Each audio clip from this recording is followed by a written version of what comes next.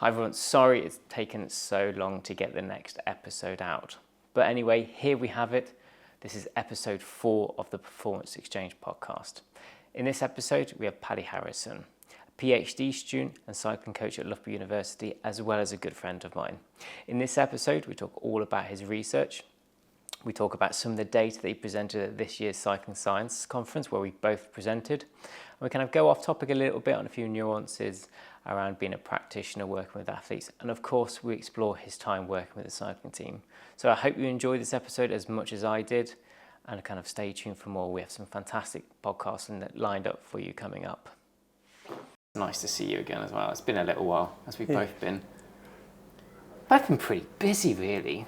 Running around. Yeah, I suppose there's the joys of PhD, part-time, coaching, life, PhD again, probably some more PhD. Yeah. But thank you for coming on. As always, I like to start with tell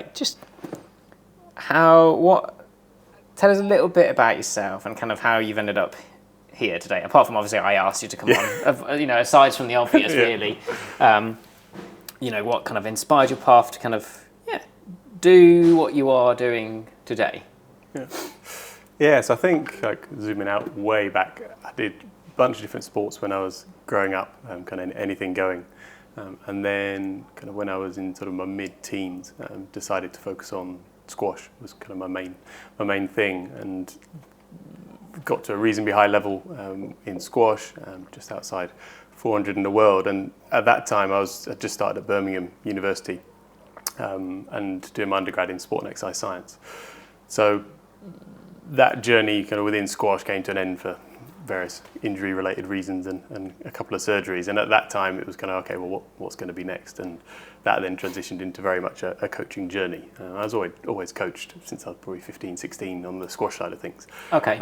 And then got very much into the endurance side of things. I had a couple of friends that were endurance athletes who were kind of looking for sort of programming and coaching. So that's kind of how that bit started. And then it branched off into running, into triathlon, and then started working with some cyclists. And then that's when I ended up coming over to Loughborough to start a PhD. And it was kind of this sort of perfect storm of research in endurance sport, coaching, kind of going all in on the cycling side of things. And then it's been 4.5, 5 years now at Loughborough, juggling, as you're doing as well, the coaching PhD balance. Squash is pretty intense, actually, isn't it? Like, I remember I've done a little bit, but not that I was no, ball sports I'm utterly terrible at. I mean, hand-eye coordination is, I'm not sure you could put me on a scale to actually be able to rank it, to be perfectly honest. But I imagine squash is pretty intense, right? It is pretty intense. It's very, very high. It's like a kind of a continuous interval session for anywhere between half an hour and an hour and a half. And there's a lot of change of direction. There's a massive technical, tactical component. So you need to kind of know what you're doing at the same time as you're being at max heart rate. So it's just a lot of kind of different components of fitness that come together. The trade-off is incredibly brutal on the body, which I found out in probably the wrong way. That's true. But I had a huge amount of fun, playing it and competing. So kind of back onto the PhD side of things, because I know we are going to digress onto the coaching side. So I'm going to try and keep it a little bit separate for a while, and then just accept fate, I suppose we could call it. What kind of inspired you? No, let's go with what's kind of the running title, as we all know, they're continuously being developed depending on our moods. What's the overarching kind of like title / research question for your PhD? So the fancy title that will go on the front of the thesis is the effect of low intensity exercise duration on skeletal muscle signaling responses.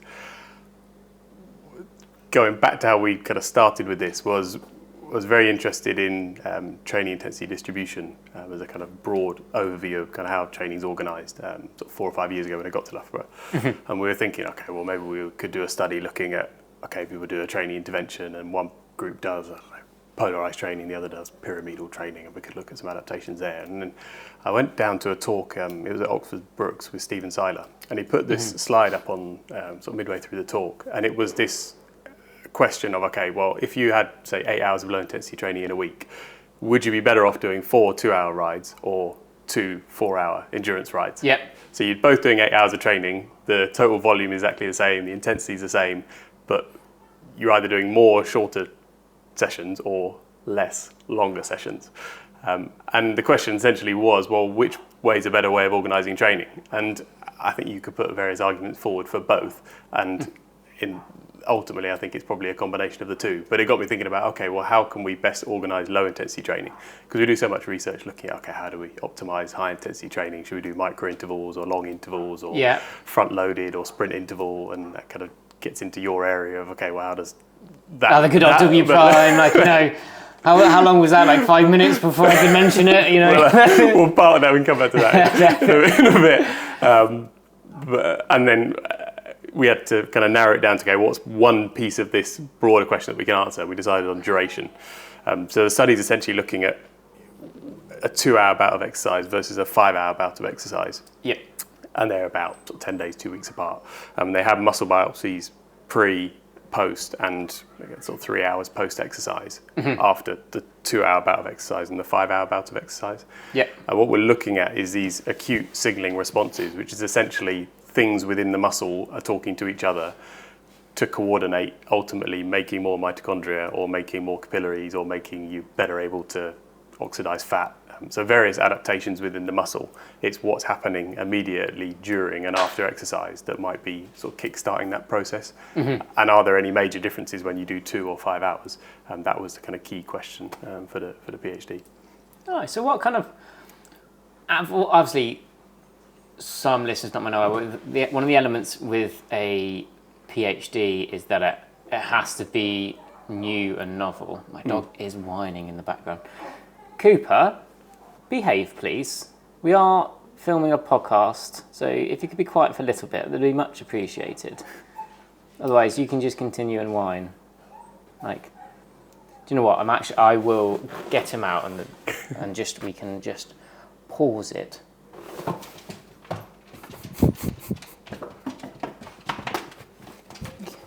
Cooper. We'll pause. I'm trying to make the dog a bit more quiet. We'll see actually how this goes. So if you can hear some pause tapping, it's the dog, so we do apologise a little bit as he's, well, doing what a puppy does best. So yeah, we're saying that kind of a PhD is kind of, it needs to be new, novel, it needs to contribute to research. What was the most intriguing part for you? Like, because a PhD is an undertaking, and ultimately you do have to kind of, as much as we moan about them at times, enjoy it. What sparked that curiosity for you? Like, why did you end up going down that path along the million different things you probably, all the things you could have done? Why particularly that one? Yeah, the key bit for me was my final year project at Birmingham. And I had a great project, and it was looking at the effect of sauna bathing. It was in the running group there at the university, the effect of sauna bathing on heat acclimation and performance in the cool as well. And I just loved it. It was kind of the act of, thinking about the research question. It was under a PhD student. Kind of thinking about, well, what was the question we're trying to answer? Then actually designing the study, going and collecting all the data. I then got very, very heat acclimated, supervising a lot of sauna sessions. But yeah, just really enjoyed that then interaction with participants and athletes doing the study. And then you get all your data and you're kind of intrigued to see what you found, and you analyse it. And then it's how am I going to present that data, interpret it, kind of make some sort of discussion about what this means relative to the previous findings. Just that whole journey of where you start and where you end up, and there's good bits and bad bits and frustrating bits and exciting bits along the journey. I think we both know that. It's a bit of a roller coaster, but that was my first exposure to research, and it was as that finished, this opportunity came up at Loughborough, and it was just sort of perfect timing and a bit of a lucky scenario that came up and went from there. Yeah, and it's nice with those elements, because my research kind of comes in quite nicely with similar effect in that you can almost, particularly with us both working in endurance sports and cycling as kind of physiologists, coaches, performance support with athletes, with the input of research, you almost get to see the full picture. Like, it's not only, we read this research paper, it's on a group that's not really applicable to who we want to work with. We actually almost get to choose the population group that we want to work with, answer that question, and then in our own practices actually implement it as well and be okay, this is like, you see, not only are we the end user of research, we're the user. Essentially, you know, some coaches say we're informed by the latest science, and I like to say ultimately, like, we're informing the latest science, you know. Yeah, research is normally a little bit behind kind of what's actually going on. That's kind of like a known thing within the world tour. There's obviously a lot of anecdotal work that goes into it, but still within like 1 or 2 years, like hopefully we're going to have, I think both of us will hopefully have a couple of papers out this year, next year at some point, which then kind of add to that mountain of research to help practitioners kind of steer it. And I think that's one of the fun parts about a PhD and all the kind of the fun things you get to do.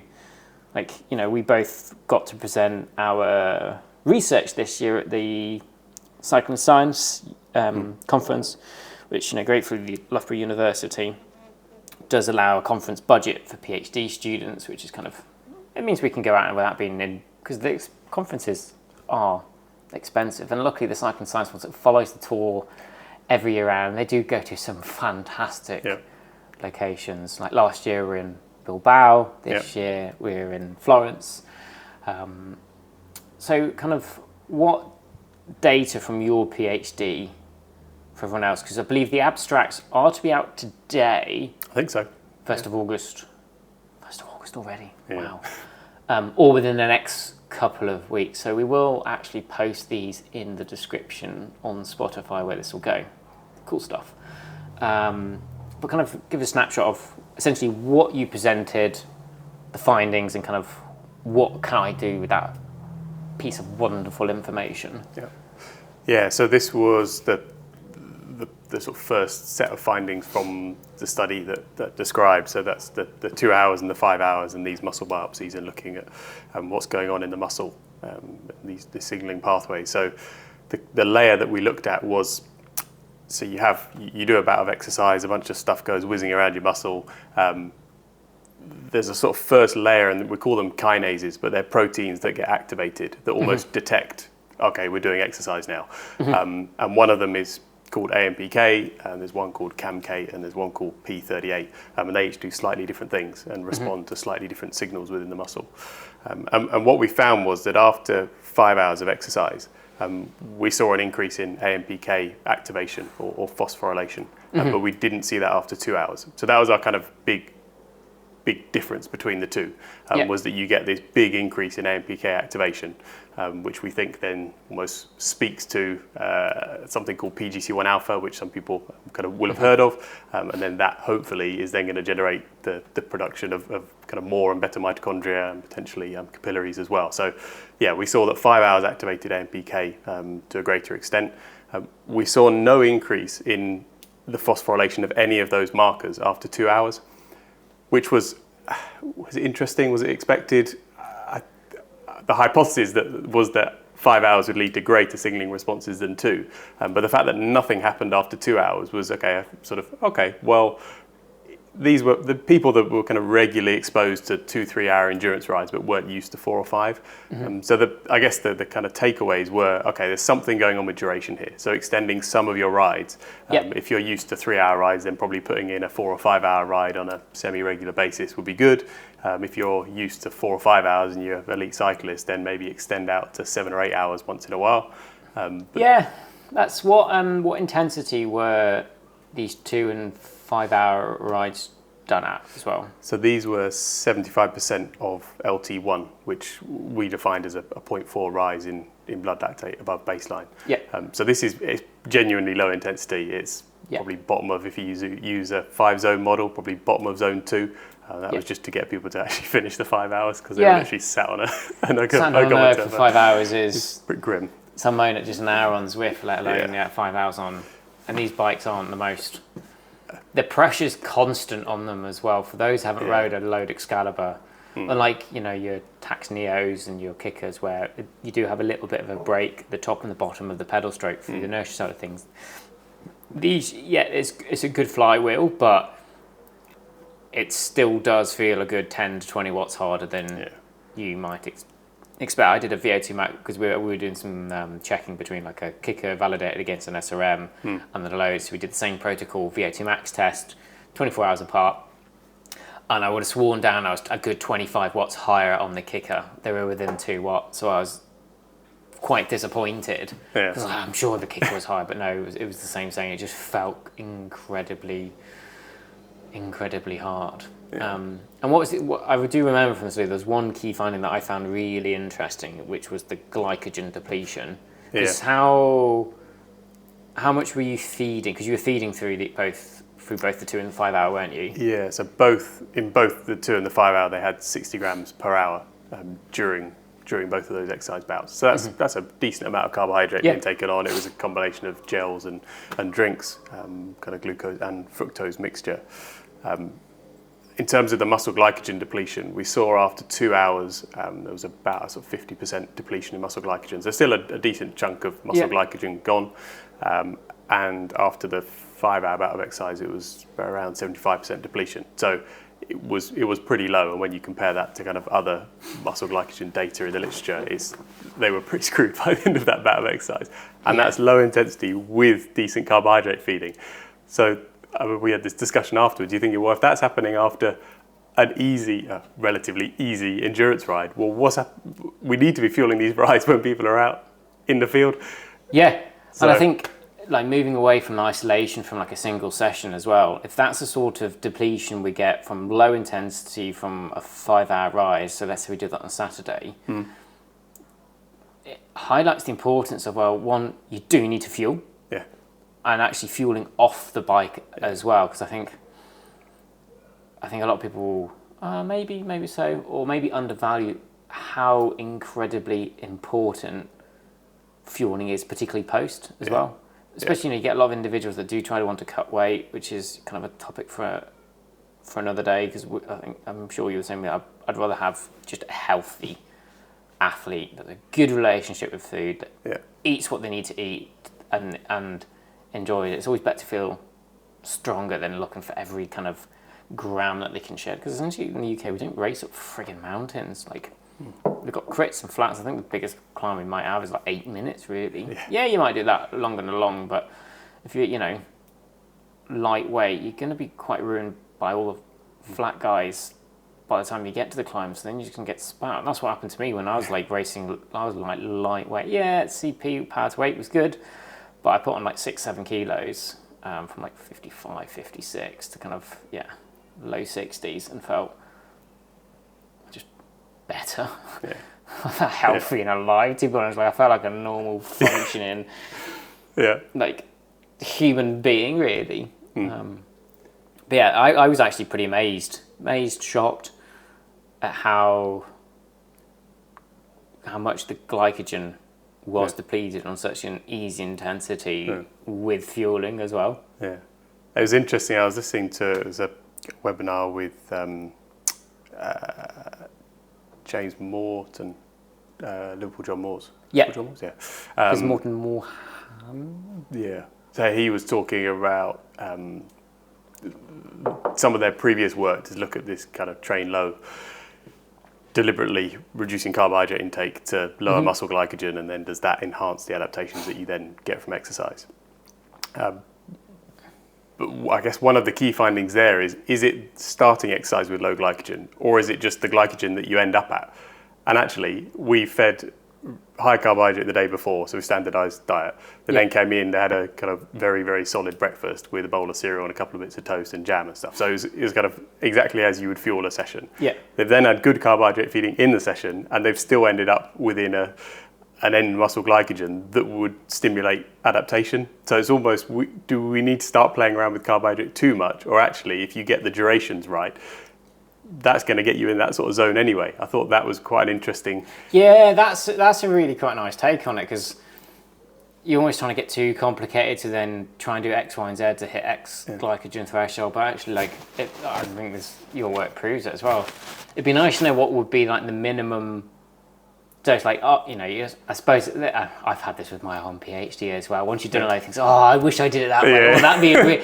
And you think about another 3 PhDs and go, maybe someone can fund me with a postdoc here, because I've got ideas coming out of every kind of brain cell. I'm going to think, okay, could we do that again? Okay, 5 hours not feeding versus 5 hours feeding a little bit. You could do then like 30 grams an hour, 60 grams an hour, 90 grams an hour then looking from a single standpoint, and it's, oh, well, we could do a training intervention, so one only does this, one only does that, and then it's like, it's... We did some pilot work to figure out, well, we went around a long debate about, do we feed carbohydrate, do we not feed carbohydrate, do we feed in the recovery, do we not feed, because there are two different durations of exercise. We trialed various different intensities and different carbohydrate feedings to figure out, okay, what's going to be an appropriate intensity here. I got Richard in, he was one of the guys that piloted, so he's our PhD supervisor, who's massive into cycling, and ran him through a couple of different combinations with a 5-hour one, and 30 grams wasn't going to be enough, and 90% LT1, people weren't going to survive. So that's why we ended up with, let's just go more carbohydrate feeding, lower the intensity, and that's going to be a little bit, hopefully, more representative of what someone could actually go and do in training, and then actually go and ride the next day rather than just be wiped out for half the week. Because it's not, again, it's like, it's a single session isn't going to make a difference. There's no like magic bullet or this is the holy grail. Oh, what a pro's training. They're just doing a bit more volume and they focus all on the basics, right? And when they get home, they don't have to do anything because riding their bike's their job. So they don't have to do, 37 and a half, 40 hours of work a week and try and fit in 15 hours, which does take its toll on you. 100%. Yeah. If you can do training consistently, that's where, that is the super secret, thing for everyone. If you want to know how to get good, it's just consistency. Yeah. And that's it. Like, turn up, do okay. Yeah. Day in, day out, sleep well, fuel well. You can't go too far wrong for that, really. Yeah.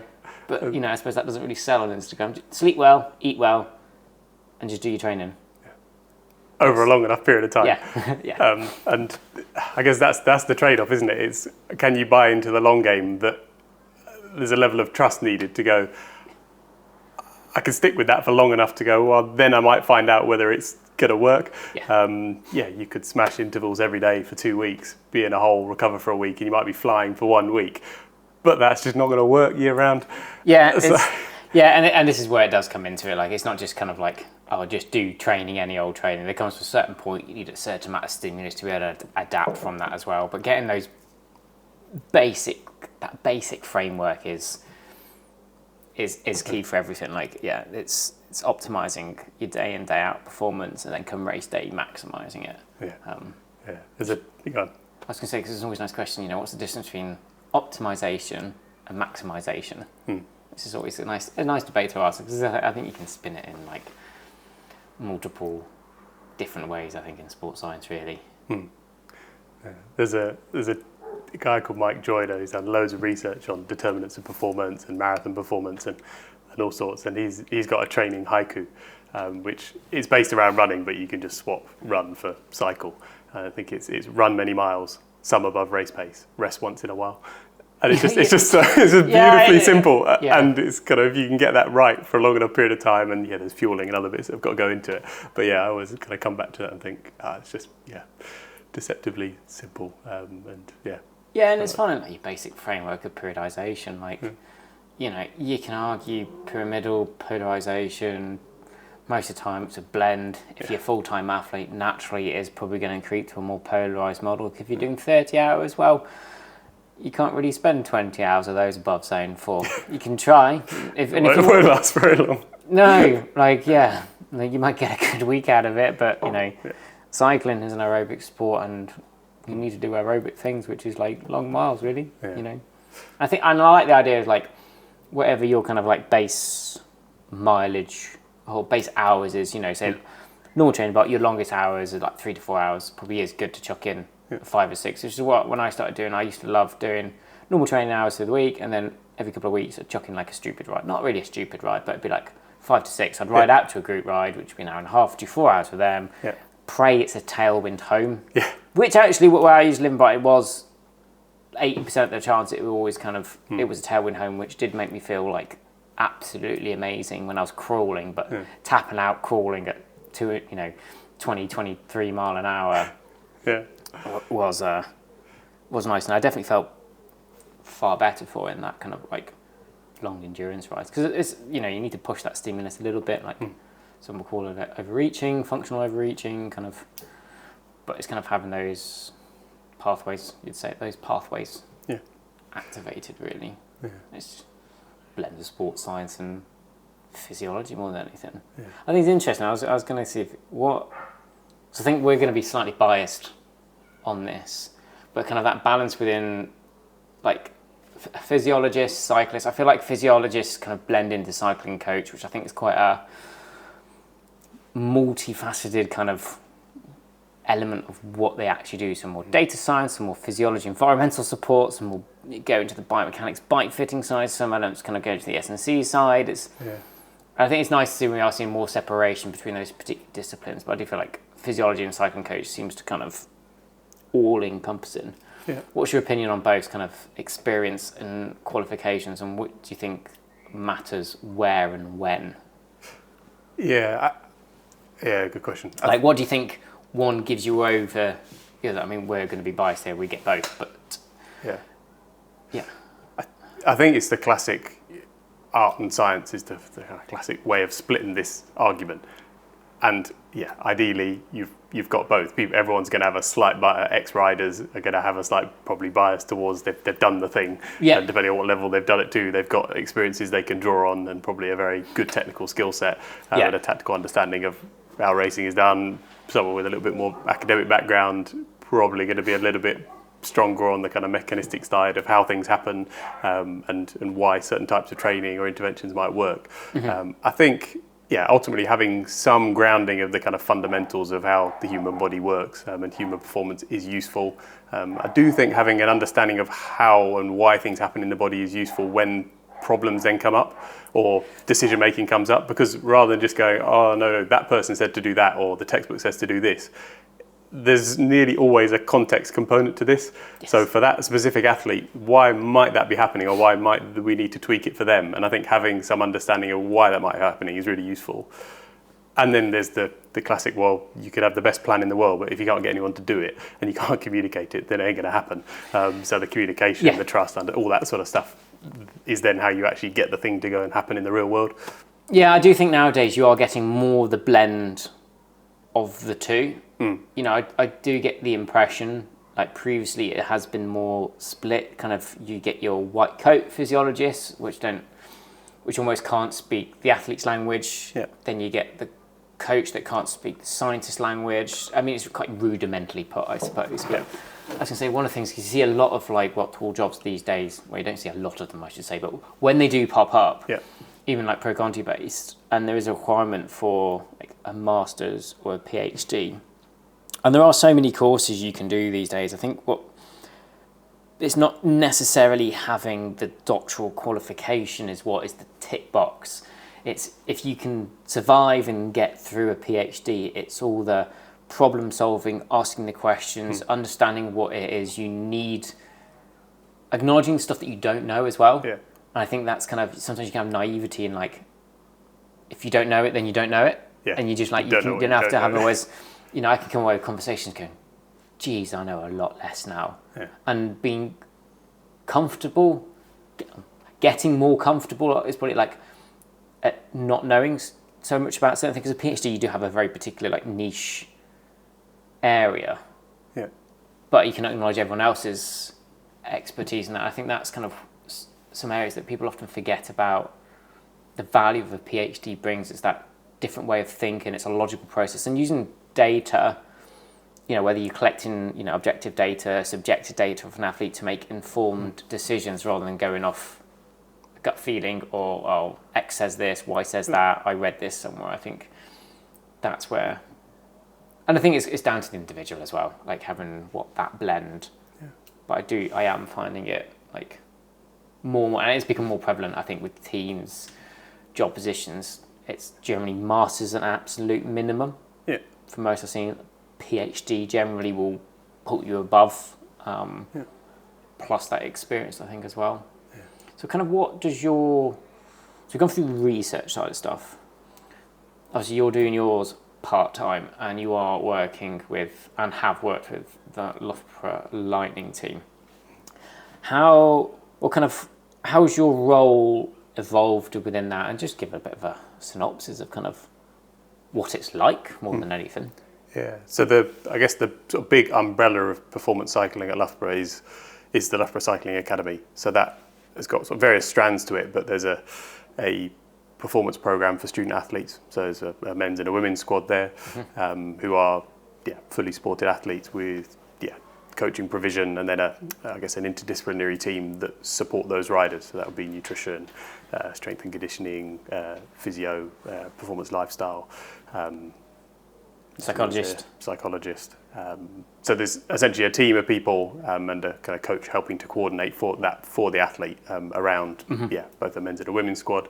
The women's squad, the majority of those riders then ride for the Loughborough Lightning elite development team. So that is a team that we go to races with. Yeah, that is a British Cycling elite development team. Yeah. That's a squad of 10 to 15 riders who go and compete in the national series events on the road and national circuit events, and then we'll do regional A and Nat B racing as well. Last year got over to Europe a couple of times for a few trips abroad, which was just kind of great experience for both the team to learn and those riders to just develop their kind of skills abroad. I guess my role in that it's a coaching role, so it's working one-to-one with, it's kind of varied in terms of numbers across the years, but a group of riders both on the men's and the women's side, and coordinating that additional support, because you might have someone who comes in as a fresher and has never thought about nutrition or strength and conditioning. They've never been touched a weight in their life, or they've never seen a physio, they've never been injured, and then they get the first injury, and it's just helping them navigate, okay, you've got loads of support available, we're here to help you make the most of that, rather than just go and figure it out yourselves. So I really enjoy that part of it, and there's a huge amount of learning that comes with that as well, because you go into disciplines that almost need to be a generalist, and they're specialists in their disciplines, and trying to lean on them to answer specific problems with each athlete. There's been a little bit of kind of team manager de-essing when needed across the years, which has been enjoyable. Convoy driving and just kind of planning races. Convoy driving is fun, isn't it? Convoy driving in Naples last year was didn't you get a car? What number car did you get? Did you get a car? So we driven all the way down to Naples, which was 4 days, which was epic. Me and the mechanic drove down with 8 bikes on the roof, which getting in and out of hotels every night was I can imagine we got it down to about half an hour. But I'll never forget the trip, driving across the Alps towards the end. So we go into this team managers meeting.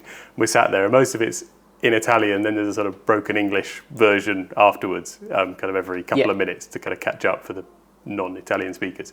And then they go to the card draw, and they rummage around to kind of pick out this first name. And I can't remember quite how they said it, but it's something like Loughborough Lightning. And me and the mechanic look at each other and go, and we're number one. I think you got various Conti teams there. I can't remember, there was one World Tour team there.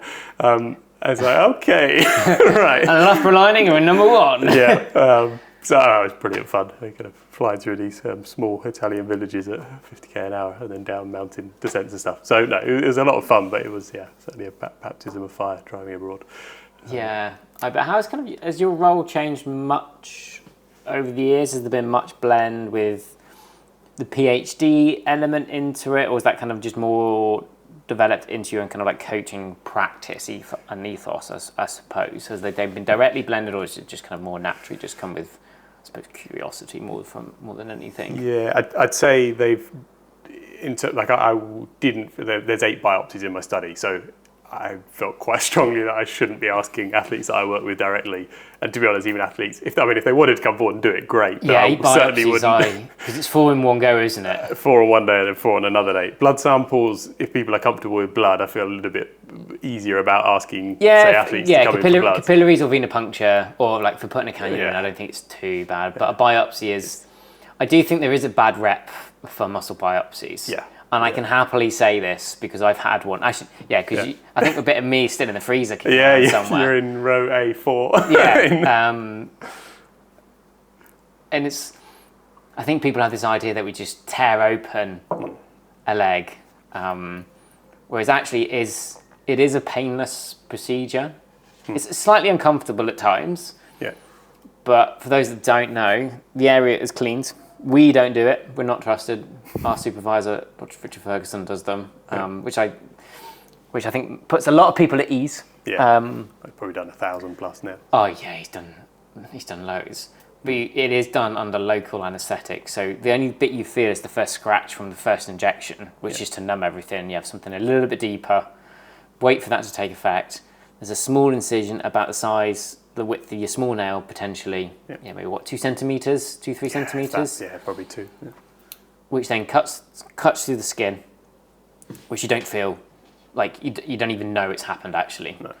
Then there's a small little pressure sensation which cuts through the fascia of the muscle, which on more trained individuals can be a little bit tougher, just because it's kind of, there's more quality muscle in there, which feels just a little bit strange. There's a bit of pressure and it's like pop. Yeah. That's kind of the only feeling.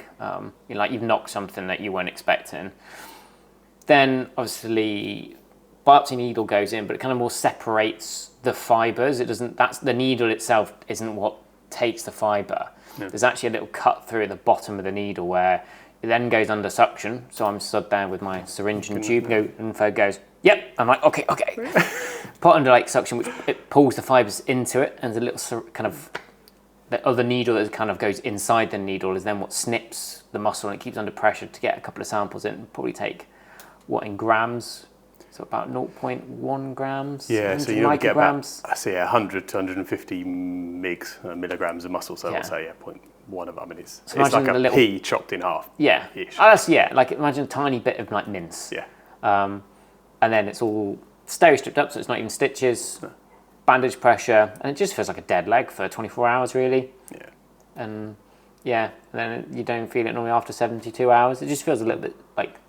Either if you've got siblings, imagine they're giving you a dead leg, or you've been clumsy like I am sometimes and just walked into the side of a table. Yeah. But the biopsy can provide it, because in my study we're doing biopsies with semi-trained to trained cyclists, but it is only one. Yeah. I think that's the most you can probably convince someone is one. And some people deal with it better than others. Yeah. It does feel quite intimidating because it's in such a sterile environment. Yeah. That feels almost more dangerous, but that sort of feeling of it feels more consequential. It's like you're going to hospital for a procedure, but it's literally just for infection control. Yeah.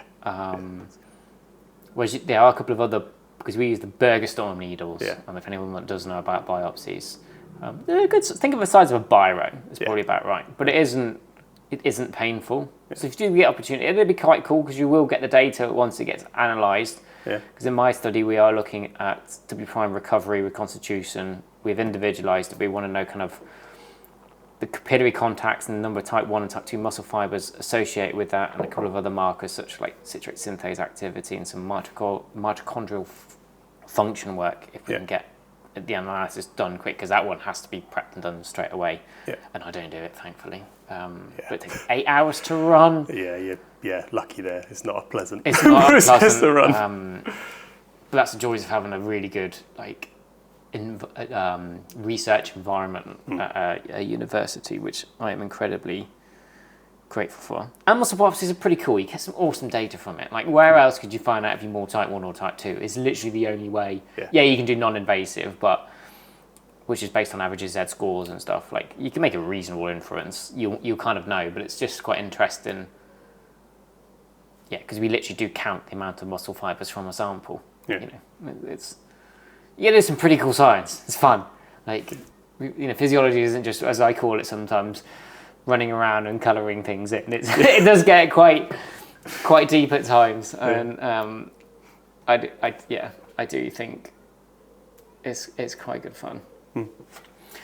So, like, with obviously your PhD idea kind of came about 5 years ago? Is when you probably sort of decided on it about 4 years ago. So how have you found sports science changing, particularly over kind of the last 5 to 10 years? Might be a little bit stretched, but kind of have you seen it develop in terms of like physiological support, and maybe how it's certainly now valued? If you're not working with a physiologist in like a high performance team, it's often an area that should certainly be looked at. I'd say the value that people are placing on it has certainly increased. I think probably the accessibility to lab support is probably better, or kind of more available now, or people are more aware to go and access that because they could gain value from it. I think some of the wearable technologies, some are useful, some perhaps not so useful, but there's greater access to data which could then inform certain, whether it's protocols or changes that you might make with your training. Yeah. I think in terms of kind of themes that have become more important or more prevalent is there's been a lot of kind of big data sets of power data sets that have come out on both the men's and the women's side, which give you kind of benchmarks that you can work towards. The durability conversation has kind of exploded. Yeah, no, it has. We may talk about that in a minute. We could spend half an hour talking about durability, what it is and how you could capture it. But that's become more interesting. I think the kind of repeatability, or more down your side of things, high intensity repeatability is also interesting. So rather than just go, what can you do for 20 minutes and what can you do for 5 and 1? Okay, that might be great fresh, but what do you look like after 4 hours? How many times can you do those efforts? That's ultimately how you're going to win bike races, unless you're a hill climber who's doing a one-off effort. But yeah, I think kind of that acknowledgement of not just, what's your 20-minute power anymore? It's like, okay, CP, W prime. You know, whether or not you still use FTP, like it's all the same really at the end of the day. It's kind of far more contextualized to the sport as well. I think there's far more people getting curious about certain things like low cadence and torque work. It's always an interesting one. Because like a lot of the research in the minute doesn't really ask the right questions. Because it looks at, okay, does low cadence training improve VO2 max? Well, no one would use low cadence work to improve VO2 max. Does it improve X, Y, and Z as well? It's part of the journey in a bigger story within periodization. It's like some things, unless you've got the technology or you ask the right research question, which I think people are getting, as you said, there's the database of power files, the normative values are coming out far greater and informing those questions. I think eventually we're just going to be asking better and more quality questions, and you have a better quality question, you get a better quality answer. And I think that's kind of one of the benefits as well for a PhD. It's like, I'm sure you do things slightly different knowing what you know now, but that's the whole point. You're adding to that body of research to then progress it, and then hopefully have someone reads the published work that we have out and be like, okay, maybe I'd do this. Because mine led on from my master's, and then other papers I've had similar questions. But why didn't you do it this way? It's like, okay, right, fine. I'm going to do it this way. And then you think, when you finish, maybe I should have done it this way, or maybe I should have done one of my papers, which I need to finish off, is the difference between 3 and 12 testing, same day versus single day testing. Yeah. So we did, the 3 and 12, the normal protocol, grim, but still way more informative than a 20-minute, and then did a 3-minute on a single day and a 12-minute on a single day, in randomized order. But now I wish I also did 12 and 3 first. But I'm well, yes, but then I think it would have opened up another question, because there's some elements with W prime where the math at the minute says the recovery is consistent at whatever rate it's depleted. So W prime recovery is independent of work rate. Well, actually now we're starting to allude to actually no, recovery is dependent on work rate. So that might have helped answer another question. But it's this is the constant PhD battle of you might get in 2 to 5 studies. And I'm going to try and sneak in one more. Yeah. Sorry, Ferg. Which, even if it's just a small data set, should hopefully just kickstart some more questions that hopefully someone else could finish off. So if anyone's interested in W prime recovery, wants to do a PhD, hit me up. I'll write you up, pretty much a whole research proposal if you want. Which would be I think it's quite good fun. But kind of back into the research side and kind of your role, what do you think, and kind of your generalization from athletes that you've seen on the day-to-day race scene and freshers that potentially come in, what sort of areas do you find, and potentially within teams, that are still overlooked to a certain extent? Maybe not as much as they used to be a couple of years ago, but still kind of people almost dismiss, I suppose, or don't give the quality of time to it that maybe they should. Yeah. I think it will vary massively on level of team. So there'll be teams that we'll see at races where the elite development team is racing on a kind of national level, where there are certain things that World Tour teams had sorted out 10 years ago. And then there'll be things that certain World Tour teams have sorted and some haven't. I think I think that it comes to, I hate coming back to sort of fundamentals and basics the whole time, but Oh, no, I think this is where I was naturally steering to, because I think, like you said, that cycling is such a data-rich sport. We can measure at what point, what gear I was in, how much W prime was expending, what was my core temperature, what's supposedly my glucose levels. Not that I think they've gone into liquidation now. You know, you can take lactate pretty much now. You can measure VO2 supposedly with like a portable mask. Like, you can pretty much measure everything at any point. Yeah. I think that's almost escaped like some of the basics, like you mentioned, really. Yeah. And I think a lot of that, if we just go to sort of race day stuff, is so much of it is just a logistical and planning challenge. Well, okay, if you know what you're trying to do, then it becomes I mean, if you don't know what you're trying to do, then that's probably a separate issue. Yeah. But if you know what you're trying to do, it's like, okay, well, let's say you've got a time trial coming up, probably having warm-up stations where people can do a well-executed warm-up. That is just, can you get turbos there? Can you get turbos powered? Rather than just having a set of rollers where people spin out at 150 watts. Then how are you going to do any priming if your CP's 350? So let's go one example, the nutrition side of things. I think certainly from kind of what I've seen on the ground, that is certainly improving. And I think some of that is just driven by partnerships with nutrition brands. So there's actually stuff to take on. Whether athletes are taking on enough is, I think that varies a lot. But actually, have you got the bottles and the gels with you? Have you sorted out your feed zone so you've got water, carbs? Are people having caffeine? All that sort of stuff. I guess the heat side of things is interesting, and it will quite often, at some point in the year, catch out people in the UK scene because we don't have the luxury of training in 20, 30 degrees over the winter, which I guess pros can go to Spain or wherever they want to go, and they can get some sort of warm weather stimulus and then can go and do a hot camp before racing kind of properly kicks off. So it always catches people out in one, and you never quite know. That's the danger of it. Is it going to be Lincoln earlier on in the year, or is it just going to have a rubbish delayed summer and we're not going to get hot until sort of 2 weeks ago? But then the kind of cooling side of things comes in, and again, it's logistics. Have you got ice there at the race day? Ice vests, okay, maybe a little bit more kind of advanced, but can you actually keep people cool? You might have all the intentions to keep people cool, but if you haven't got the stuff to cool them, then you're stuck. Yeah, and I think you make some really good points on the logistical elements. Like, you know, try use a turbo rather than rollers. Like, rollers have their place. Yeah. But if you've got a CP north of 300, you'll get sweaty, you'll kind of get hot, but you won't really be able to prime those systems as controlled and as specific. Like, if that's all you've got, then better than nothing. That's better than nothing. Yeah.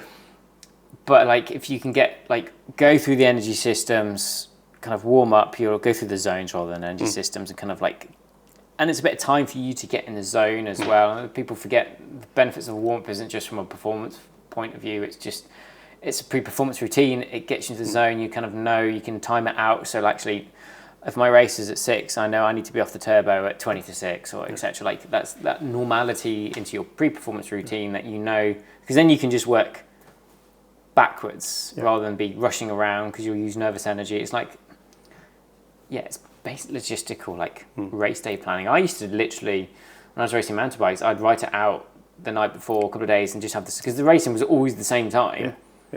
And literally, you can pretty much do it backwards, your race time, and you can have one way it's always, all right, minus 15 minutes, minus this, minus that. You can have that printed out and then just put the times, because then you can just work backwards. So it's the same thing every day. It could just be 45 minutes worth of stuff that's set down. So no matter what, as long as I'm there 45 minutes beforehand, and that's the point I've got my numbers signed on, because someone else can pin my numbers while I'm warming up, etc. Like, if you've got someone there to support you, or it might be an hour, let's say, so no matter what, if there's late in traffic, so you don't, I've got time.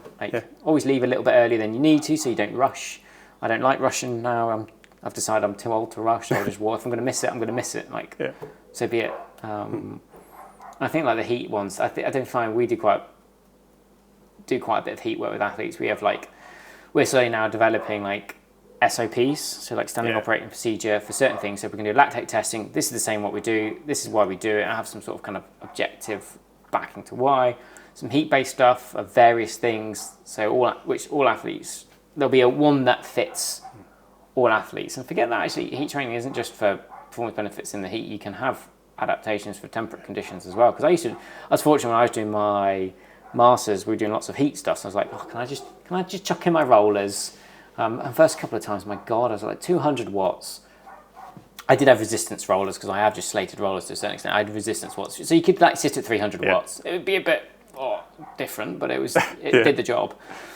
But I remember sitting at 185 beats, so pretty much weight slightly just above threshold at 200 watts, like pretty much on my hands and knees. Like we did it because we wanted to get hot quick, so we actually put on sauna suits at the same time as being 45 degrees. That's pretty extreme. It was like pretty hot because we had a little like not research study, but a module, and this was the like assessment. So we could design what we wanted to do, get the data. So we want to do which way can we cool down effectively when we don't have access to cold water. Okay. So at Brighton University, they developed a thing called a care vest, which is either an endo or exothermic reaction vest, where you just basically pour water into it and it goes freezing cold. So it's actually designed for the London Marathon. Because it had a space of CPR, so quite often you have quite a few heart attacks, and the idea is you whack these on because the chance of survival if you can reduce core temperature actually greatly increases if you can cool it down. Okay. So they slap it on, they've got space for CPR, and they had some of the prototypes left over. So we're like, well, if you're out racing, let's say stage race, you don't have access to, and you've got a ride that's hot. What do we do? So we got hot, all in the name of research. Yeah. So I got to a lovely 39.9 degrees before we pulled me out. So I hit about 40.2. Which, for those that don't know, normally will have you admitted to hospital, and that's pretty hot. That's pretty, like, you're in quite a grim place. And the first protocol we did was to put in just 12 degrees. So if we just had normal cold tap water, so 12 degrees. And I was like racing fit at this point. I pretty much got shoved into this tank, so up to my neck. It was a standing tank. I pretty much went into frigging cold shock. So then I started shivering, which then has the counter effect of trying to warm me back up from a core temperature that's already warm, which was also equally grim. We then did one where we just put just a care vest on. Okay. Which actually, but when you're profusely sweating, actually it blocks like half your surface area to be able to sweat. Yeah. So it's covered, so you can't evaporate as effectively from it. Then we did a care vest then we did just a slush puppy. Okay. So it's just crushed ice and Ribena, but done remarkably strong. So I'd call it normal. Some people would call it disgustingly strong. I like my squash quite strong. Yeah. And that was just as effective as the cold vest. And that was actually, I think, worked out better. It was a small sample size, so we can't make any inferences from it. Yeah. But I felt far better, far quicker, like ingesting all this ice. Okay. It's like little things like that, which is like, so maybe I just need to have a slush puppy and an ice cream when I finish a race with a cold can of Coke, Just keep it. While speaking to sports science, you can get so complicated, so detailed. You can also just keep things simple. I was out in Italy a couple of weeks ago, and we were camping. And the tent was like nice and fine until the sun hit it. And when the sun hit it, oh my greenhouse God! I was like, actually, if you are struggling for environment, you only need like a reasonable bit of sunshine. If you have a garden, have a tent that you can stand up in, stick your turbo in the tent, and thank me later. Tokyo, a lot of national governing bodies just had these big greenhouses that people are sweating away in. Containers. Like, heat is such an easy thing to... I do think there is a small benefit in winter as well, particularly. Like, just turn off the fans. Like, maybe one session where you can compromise quality, because you've always got the balance of... Because a hot session will compromise the quality of it, hands down, and it'll feel a heck of a lot harder. And there is, I think, some research to suggest that actually repeated exposure to quite extreme temperatures can have a negative effect on training adaptation, or there's more muscle damage, I think, more specifically. But actually, like, maybe just turn up the heaters a little bit in the room and just have one where it's just once. I mean, I know electricity at the minute's freaking expensive, but like, close all the windows off and have it hot and see if how hot can you get it, and you might have some stick another jersey on. It'll be uncomfortable, but poor man's, it's called heat training, poor man's altitude training. There's no reason. I'm sure there's a benefit for those who are spending on those turbo miles, because you are going to get. I'd love to see just do a normal turbo session. Actually, no. I'd love to get someone else to do a normal turbo session and just have like a thermometer pill. And just to see like how hot do you get in a normal turbo? Because I don't think that information's got an interesting anecdote on this. Go on. To last on a week, Monday, we had a guy come in and he's preparing to have a crack at a national hour record. And we did a simulation in the lab. And we had core temp as one of the markers we were looking at, and skin temp with a whole bunch of other things. But looking at the core temp data is really interesting. Now, if you're going to use 38.5 as a bit of a sort of zone, maybe between 38.5 and 39 is a zone that you want to get to. By the end of the warm-up, he was there. And this was with cold slurry and ice vest and 3 mega fans in front of him. So just warming up, okay, he was built up to 380 and then did a bit of 400 and then a short sprint. But that was not particularly intense. And then within about 10, 15 minutes of going at the hour, which was sort of around mid 300s, working up, he's then at 38, 39. So my gut feeling is that if you go and do a bunch of Zwift racing over the winter, you're probably getting a heat stimulus. Yeah. I know the core temperature sensors have their limitations within research. There's quite a bit of question within their validity, but it does indicate you're getting hot, and you can take some good inferences as well. And I think one of those sensors actually have really, because they've got a lot of partnerships with World Tour. Most of the time, you see the little devices on the left-hand side of the heart rate straps or right-hand side. It's less so about the device, when you reach those critical core temperatures, but the awareness now of heat within those days is, I think, has greatly increased. And like stuff like that, it's like, I definitely agree. There is I'd like to do it with so if anyone wants to do a PhD, this is the conversations that happen on probably when Paddy was sat next to each other in the office on a regular basis. If anyone's short of PhD or research ideas, we've got them all. I could sit here all day and think, that'd be like, because it's research ideas that have practical implications, like, because sometimes you do get some very rogue PhDs. And it's like, I want to have an impact. Like, yes, you can get measured in the quality of journal article that you get published to, but it's also the teams and the changes of policy and impact now that research has is kind of almost proving to be more worth. And the unis are kind of acknowledging, actually, it's not just the research. It's part of the academia. So luckily, we're not too involved in that side of things. But it's having that impact to change decisions, you know, like from which endurance which should I do, 2 hours or 5 hours, but having some objective stuff behind it to make those decisions, and to understand like what's actually going and why we are doing this as well, rather than just going, I feel like 5-6 hour rides are better, but why? Like, I think that's all a PhD really, just that 2-year-old in a pram that can go, why? Keep asking. Just keep asking. Why? You might have to do a lot of the research. You'll have to do the research yourself to ask the questions, and you'll be asking yourself, why is this? Why is that? But it's kind of like, Have you been enjoying doing the prep for the hour? Yeah, I think it's been a journey. It's been. It sounds so simple, and if you ever Googled someone doing one, and there's some good live feeds or recordings of live feeds, and kind of a bit of commentary of previous ones. Dan Bigham's one's on there, Joss Loudon's one's on there. So and Ganna and Bradley. Dowsett. I mean, there's lots of live, and you think, I just ride around the track for an hour. It is deceptively hard. I mean, the kind of technical component of, it's simple to ride one lap, but to ride 200 plus laps, not make a single mistake. Line efficiency, the kind of mental side of you're in a fairly uncomfortable position of all the positions you could be on a bike. It's not the one you would choose to ride. Yeah, it's not the one you would choose, would it? I mean, you can't go too far, otherwise you can't put any power out, which is part of the juggling act in terms of the prep. But the physiology of it as well, in terms of pacing strategies, and it's just a big puzzle, which are many pieces, which I'm really enjoying. I think that's the exciting part about those sorts of things, and that's what I love working with athletes, that essentially it's a problem you've got to solve, and look at all the things that potentially could be problems, which you might like, the heat stuff, prep, like, how much can we do to try and cool it down? What's the impact on that performance, in the first quarter versus the last quarter? And one of the presentations we had last year, 30 minutes is not half an hour. It's not half an hour. But the data we've just collected completely agrees with that. Yeah. Stuff starts to go really funky at about 30, 40 minutes. Yeah. but all the minutes they're all created equal. You have the most amazing first 20 minutes, but if it all goes pear-shaped at the end, the final distance is still negatively impacted. Yeah, and it's like trying to understand the physiology. Like, what's like?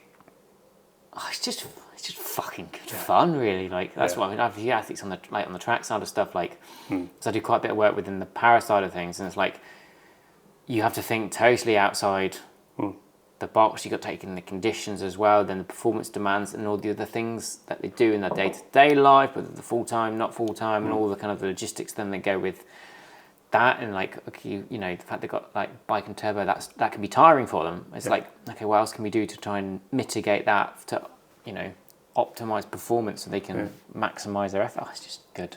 Like, it's just good fun. And I think before we kind of come to a close, I think this is always nice to know, what's been one of the most rewarding moments? I think it's a really nice note to finish on. What's been one of the most rewarding moments? I think both one in your PhD and one kind of working with athletes in the coaching side of things for you. Yeah. So I think on the PhD side of things was starting to put together the final thesis document. Well, presenting at the conference is great because you get to share the work with people and people ask questions and there's kind of an interest about it and you get to kind of share the journey. Yeah. Putting together the start of the final thesis document and you got your graphs looking great and you've run all your stats. It is actually, this is what the final thing is going to be, and you start trying to understand the findings and stuff. I found that really rewarding, and it kind of is when stuff's maybe not going so smooth in the lab. It's when you're then getting data that is coming out, it's kind of like just keep cracking on, keep pushing through. Yeah. I guess on the coaching side, there are a couple of types of thing which I find really rewarding. I think one is when someone has worked for a really long time and then gets a result which is a kind of a culmination of an up and down journey where they've just kind of kept pushing through and then have got something at the end of it. I guess one version of that is a return from injury. A couple of rides I worked with who have been out for close to a year and then come back, and you just see the kind of the smile on their face when they're back racing. They don't win the race; they maybe just finished the first race that they came back, but they are so pleased to be back racing. Yeah, you get a real buzz from that. And I think probably one other slightly different one is some student athletes I've worked with who been working with a couple of years, but they decide that kind of competitive cycling isn't where they see their future lying, and they've maybe moved into coaching, or there's a particular career path that they find really rewarding, and then you can may sort of stop working with them formally in a coaching sense, but you go and get a coffee with them 6 months later, and almost the process that you've been through with them, they still ride their bike, they enjoy riding their bike, but actually they found something that they've got a real passion for, and they're just really enjoying life. It's another slightly different version, but a rewarding outcome. It's quite nice. I think I've had one or two friends with who have been unsure, maybe kind of further studies or MSc, or maybe they've not believed in themselves as much as they should. I think we're all guilty of that. And then you've had because it's if I see a passion in someone and whatever it is, and you have a conversation, it's quite easy to pull it out of them, and then you see them go. If I want to go, I really appreciate the conversation. I was feeling about you've I'm stoked again. This, you've reignited it for me. It's little things like that. Just someone's maybe I don't think I'm good enough for a PhD. It's to be honest, I didn't even think I was going to do a friggin' PhD. I thought it was way out my league. Yeah. I didn't think I was academically good enough. That's why I took 4 or 5 years out, and probably and I think taking those 4 or 5 years out working was the best move ever before going back into a PhD. But just back yourself. And I think that's one thing athletes sometimes struggle with. Is as a coach, it's easy, believe in yourself. Fine. I didn't think of that. Always don't panic. Great idea. I didn't think about not panicking. Yeah. If only it worked like that. Yeah. But I think it's then seeing those small little changes, maybe they do just start that facilitation, they do start believing themselves. It's if you go in for a race and you get, because my racing ethos used to be, and I think it's quite a healthy one to adopt. I was never worried about not finishing a race, but I was always worried about not racing a race. Yeah. So when I was racing mountain bike, my first job was to get to the front or to be in the leading group. Yeah. It might not happen. Yeah. But the intention. But the intention was to get to the front and then work it out. Like, so the first objective goal was to take a top 10, and that took me a couple of years racing elite to kind of knock into. And it was I got close, and I was just it's never. Ugh. And then it finally kind of happened, and then I didn't pretty much go out of the top 10. Yeah. It definitely wasn't a fitness thing. It was definitely just no, I felt like I now believe to be worthy to race here and have this position. And then, it's okay, because if I can get to the front, I've done one of the harder parts is having the speed to get there. Yeah. Now I just need to hang on. Yeah. So the speed's there. I was okay, well then I can just do endurance-based stuff and I'll get there. And eventually, start getting hanging on for longer. Then I might get dropped after half the amount of laps. And then eventually, I was then racing, racing to win. And I think quite a few riders that do step up, I always kind of to take a nice little approach. First we race for experience. So the idea is find around and fuck out. Find around and fuck out? Fuck around and find out. Find around and fuck out. No, fuck around and find out. Just to kind of get the experience of results don't matter. Let's pick up a couple of micro things in there that we can do to improve on. Then we're racing to finish. Yeah. So, okay, the goal is we don't want to get dropped. Yeah. Okay.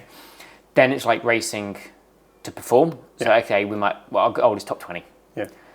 Then kind of that perform goal might be 1 or year to process, kind of okay, it's then top 10, and then it's kind of racing to win. Yeah. It's then it's rather than just going straight into your first race where it might be your first World Tour race, it might be your first national, regional. It's don't. If I give any athlete a piece of advice, and it's nice when they do believe, trust in the process, is just don't rush. Yeah.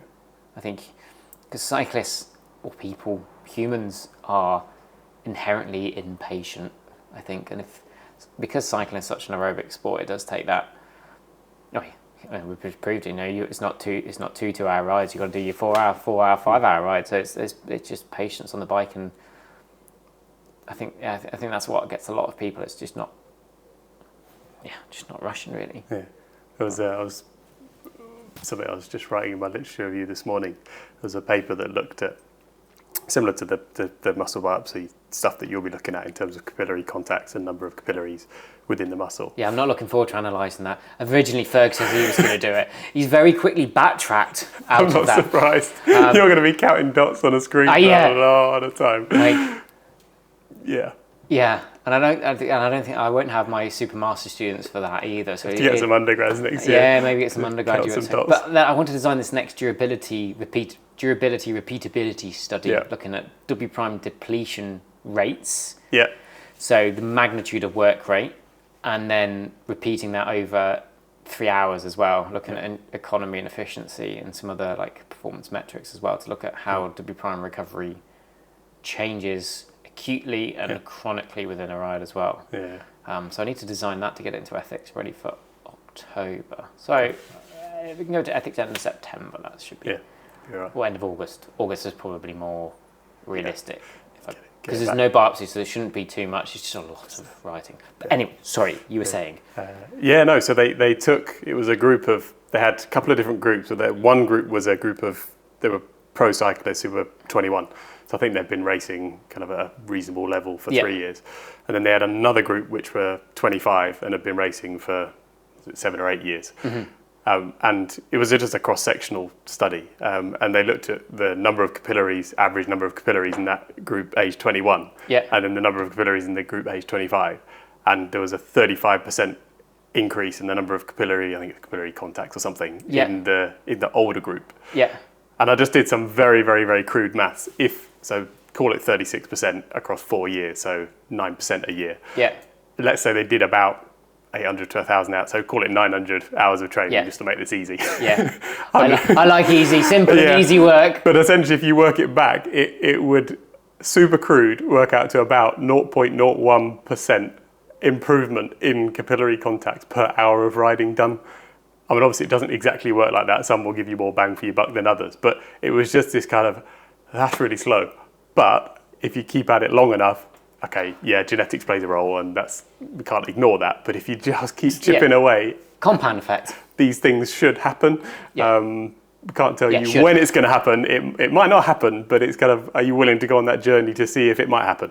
I think it's a kind of leap of faith and a bit of trust and hopefully you enjoy the process of finding out. Yeah, and it's like, I think forgetting like for the junior riders as well, there's different maturation rates. I didn't feel like I'd matured. Well, I'm 30 now and I still don't feel like I've matured, but let's say physically, definitely not my height, that's for sure.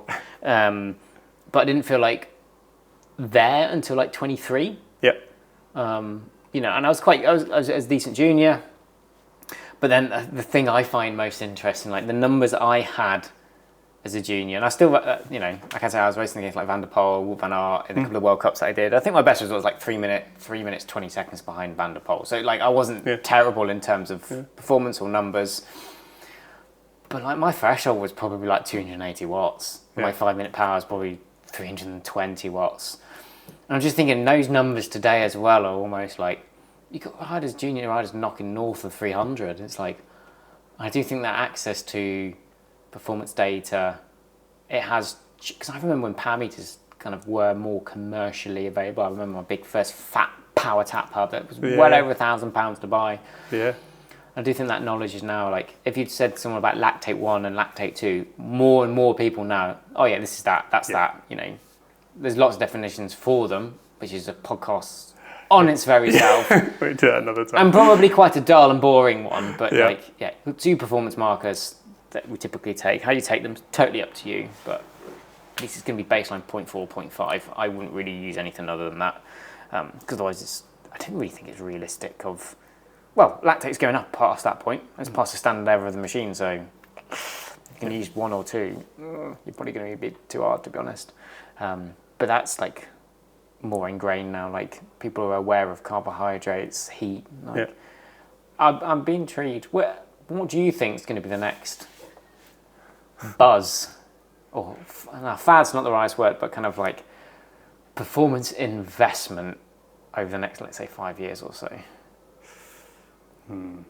Because I think more real-time monitoring is probably going to, I think like with my research, essentially you can measure in real time how much W prime theoretically that the model predicts you have left. I'm not saying what you actually do have left, and whether or not W prime is real or not. Another podcast. That's another podcast as well. That's the kind of my own research just to quantify things. But I would tell you what it isn't. It's just anaerobic capacity. That is, anyone calls W prime anaerobic capacity, it is not. Because if you go above CP, VO2 max is still being used, O2 is still being used. Anaerobic means without oxygen. It is correlated, as my second research paper, which should be out later this year, it is correlated to both aerobic and non-aerobic kind of performance indices. But, I think with, what's the tech van with Jumbo Visma? The control room. The control room. What do you think? Do you think that's probably going to be more what we're going to see potentially? Yeah, I think I do like that idea. I think having the clarity of decision making and how high quality a decision can you make. Ultimately, if you make enough of those over a long enough period of time, the kind of compound effect of it, you should end up in a better place. I mean, you've still got to have the legs to go and execute. Jonas follow Tadej and his alpha. I mean, there's some kind of brutal realities that you've got to confront. Yeah. Because it's like, what if you do know those? What decisions would you actually make? To change it? I do feel it's certainly coming more in like team time trial performance optimization, where you can control the output, essentially, which then links back to speed. But I think there'll certainly be some fads into it. How well they take off will be questionable, I think. I mean, the one flying around at the moment is the carbon monoxide story.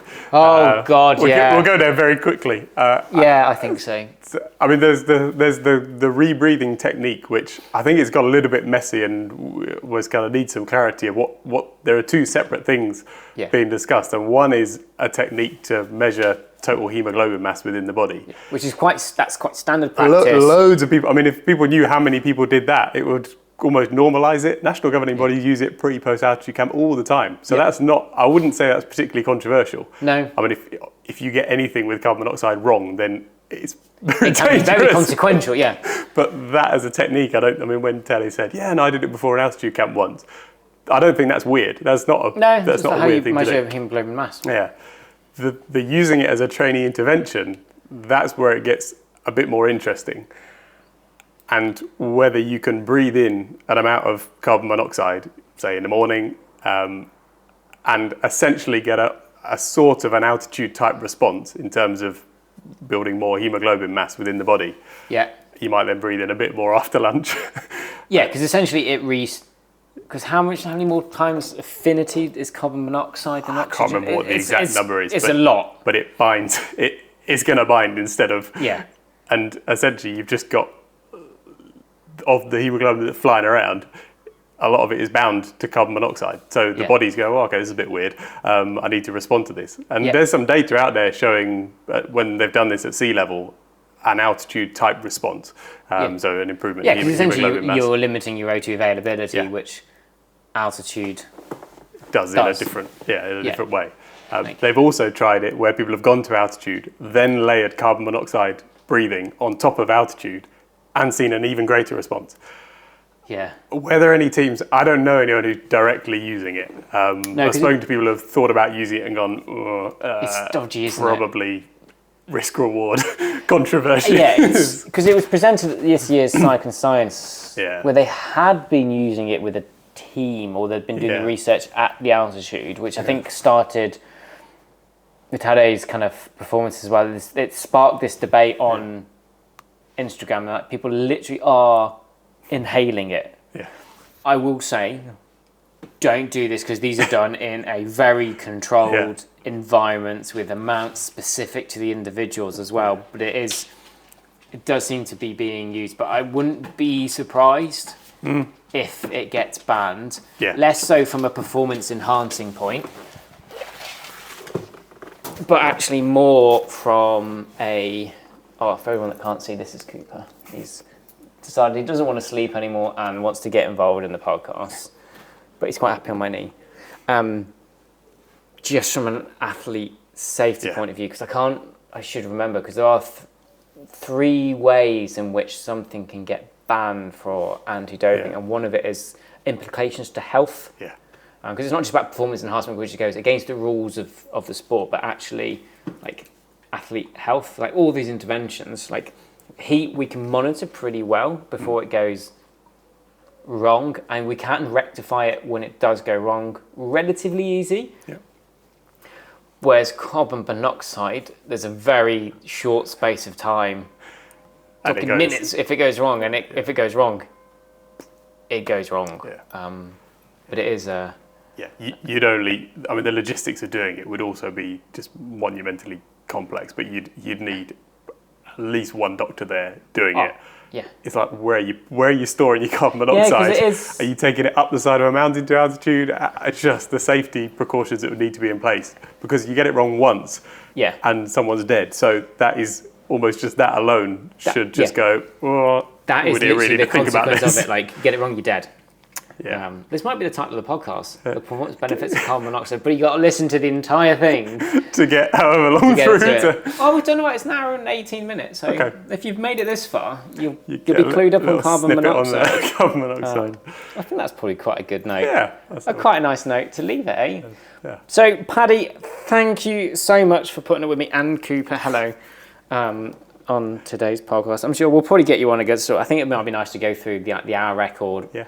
And just talk about some of the things that people might not necessarily think about, because it's just interesting, like seeing all the things behind the scenes. That's what I love sometimes about the sport. I think with the Netflix documentaries about the tour, you get to see more behind the scenes, because sometimes I think people might think a cycling coach, we just write a program, but it's so much more.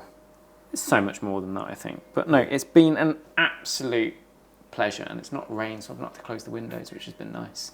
So no, thank you for having me on. No, I've enjoyed it. Absolute pleasure, and I hope everyone listening has enjoyed it. If there's anyone else you would like on, or any questions or areas, just drop a message in the comments, and please do give it a follow on Spotify. It makes such a big difference. So no, thank you everyone.